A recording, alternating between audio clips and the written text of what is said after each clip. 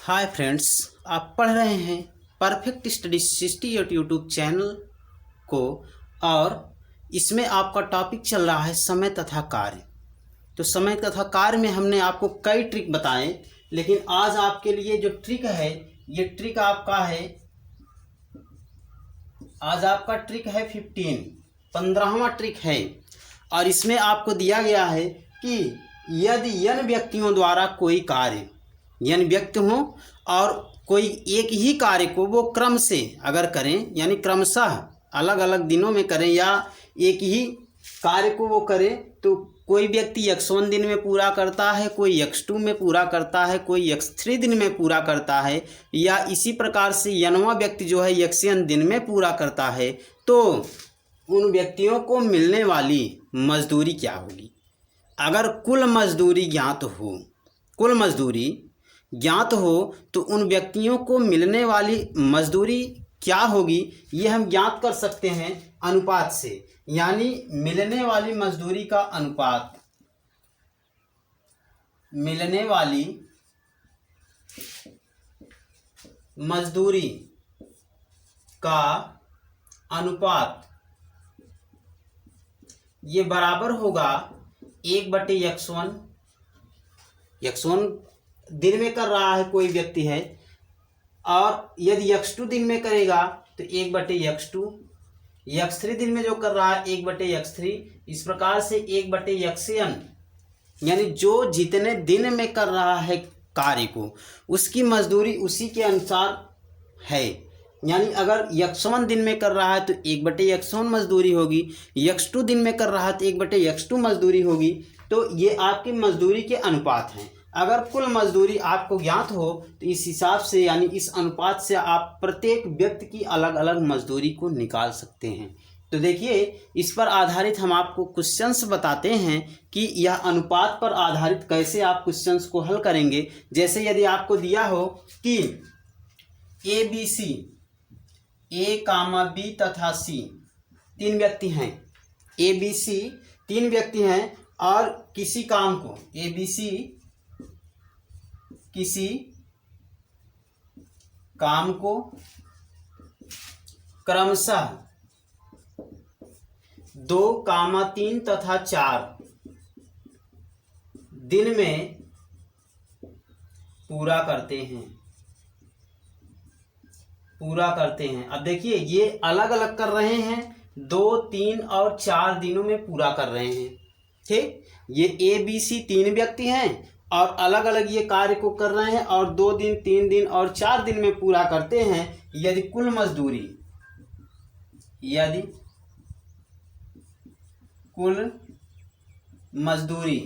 अब देखिए यहाँ पे कुल मजदूरी आपको दी जा रही है, अनुपात से ही आप निकालेंगे। और आपको यहाँ दिया गया है कि कुल मजदूरी जो है 260 रुपये है,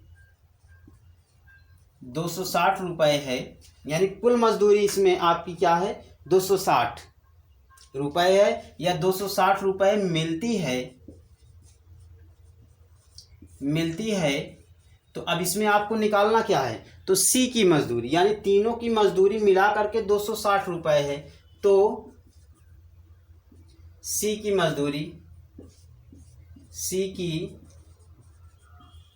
मजदूरी कितनी होगी, यह ज्ञात कीजिए। C की मजदूरी ज्ञात कीजिए। तो देखिए, आपको निकालना है C की मजदूरी। तो C की मजदूरी आप निकालने के लिए पहले आप तीनों की मजदूरियों का अनुपात देख लीजिए। ठीक, तीनों की मजदूरी का अनुपात निकालिए, और जिसकी मजदूरी आपको निकालनी है उसी की मजदूरी आप निकाल लेंगे। ठीक, तो देखिए इसमें आप हल कैसे करेंगे, इसको हल कर, तो देखिए इसमें आप C की मजदूरी ही आपको ज्ञात करनी है। तो सबसे पहले मजदूरी का अनुपात आप देख लीजिए। मजदूरी का अनुपात क्या होगा, 1/2 अनुपाते 1/3 अनुपाते 1/4। जैसा कि हमने यहाँ दिखाया था कि ये मजदूरियों का अनुपात होगा। यहाँ आप कामा न लगा करके अनुपात का चिन्ह भी लगा सकते हैं। ठीक, तो ये मजदूरी का अनुपात हुआ। अब यहाँ देखिए, सभी के हर का हम क्या लेते हैं, LCM। तो हर का LCM यह हो जाएगा क्या, हर का एलसीएम जो होगा, आप देखिए 4 और 2 का एलसीएम तो 4 होगा और 4 और 3 का एलसीएम 12 हो जाएगा, यानी कुल मिलाकर के एलसीएम कितना हुआ 12। तो यहाँ से हम लिख सकते हैं कि 1/2 गुणे 12 अनुपाते 1/3 गुणे 12 और अनुपाते 1/4 गुणे 12। और यहाँ से आपका आया 2 से 12 में भाग देंगे तो 6 आएगा, अनुपाते 3 से 12 में भाग देंगे 4 आएगा, 4 से 12 में भाग देंगे 3 आया। अब देखिए सी का अनुपात कितना आया 3, सी का अनुपात 3 आया। अब यही समझिए, हम ऊपर के फार्मूले को थोड़ा सा मिटा रहे हैं, नीचे स्पेस कम है, तो यहाँ से देखिए सी का अनुपात आया 3। कुल मजदूरी कितनी है, तो सी की मजदूरी ये बराबर हो जाएगा 260 बटे, अब यहाँ देखिए 6 4 10 3 13, तो 13 से भाग देंगे, 260 में हम 13 से भाग देंगे और तीसरे स्थान पे यानी सी के लिए अनुपात कितना है 3। ठीक, अब यहाँ भाग कर देंगे तो 13 दूनी 26 यानी 20 आया और 20 तिहाई 60 रुपए सी की मजदूरी है। अगर ए की मजदूरी पूछ रहा है, अब यहीं निकाल लीजिए, ए की मजदूरी तो बराबर हो जाएगा 260 बटे 13, इसमें भी रहेगा तीनों का योगफल, और ए की मजदूरी है तो ए के स्थान कितना है 6, 13 दूनी 26 20 आया, 20 छक्का 120 रुपए या ए की मजदूरी है। अब इसी में अगर आपसे पूछ ले, यदि आपसे पूछ ले कि बी की मजदूरी, तो बी की मजदूरी भी आप निकाल सकते हैं। तो यहाँ हम निकाल दे रहे हैं बी